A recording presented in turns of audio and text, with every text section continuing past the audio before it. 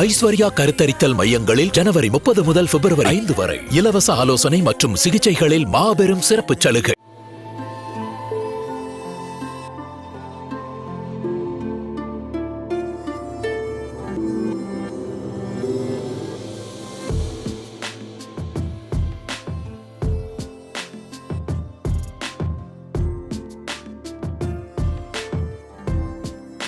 நடிகர் ராஷ்மிகா மந்தனா மற்றும் நடிகர் விஜய் தேவர்கொண்டாக்கு இந்த மாதம் திருமணம் நடக்க இருக்கிறதா தகவல்கள் வெளியாகிட்டு இருக்கு.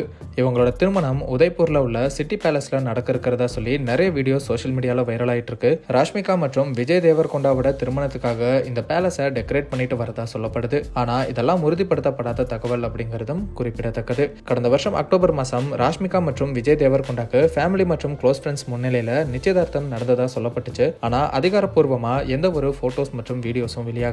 ராஷ்மிகாவோ விஜய் தேவர்கொண்டாவோ இதை பத்தி எங்கேயும் உறுதிப்படுத்தியும் பேசல. அதே சமயம் அப்படி வெளியான செய்திகளை மறுக்கவும் இல்ல. ஆனா என்கேஜ்மெண்ட் ஆனதை உறுதிப்படுத்துற விதமா அவங்க ரெண்டு பேரோட விரல்கள்லயும் ரிங் இருந்ததை பலருமே நோட் பண்ணி சோசியல் மீடியால இவங்களுக்கு என்கேஜ்மெண்ட் ஆனதா வந்த செய்தி உண்மைதான் அப்படின்னு சொல்லிட்டு வராங்க. இந்த ஒரு சூழ்நிலையில இவங்களோட கல்யாணம் நடக்க இருக்கிற இடத்த பத்தியும் வீடியோ வெளியாகி வைரல் ஆயிட்டு வரதுனால சிலர் பிப்ரவரி 6ஆம் தேதி இல்லனா பிப்ரவரி 27ஆம் தேதி கல்யாணம் நடக்க போகுதுன்னு சொல்றாங்க. ஆனா ராஷ்மிகா மற்றும் விஜய் தேவர்கொண்டா தரப்புல இருந்து இதை பத்தி எந்த ஒரு அதிகாரப்பூர்வமான அறிவிப்பு எதுவும் வெளியாகல. ஆனா இந்த வீடியோஸ் எல்லாம் பார்த்து இவங்க ஃபேன்ஸ் ரொம்பவே ஆர்வமா இவங்களோட கல்யாணத்துக்காக காத்துட்டு இருக்காங்க.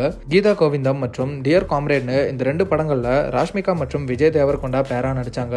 இது மூலமா தான் இவங்களுக்கு பழக்கம் ஏற்பட்டு அது காதலா மாறி இருக்கிறதா சொல்லப்படுது. அதை உறுதிப்படுத்துற விதமா இவங்க கப்பலா இருக்கிற போட்டோஸும் நிறைய சோஷியல் மீடியால லீக் ஆச்சு.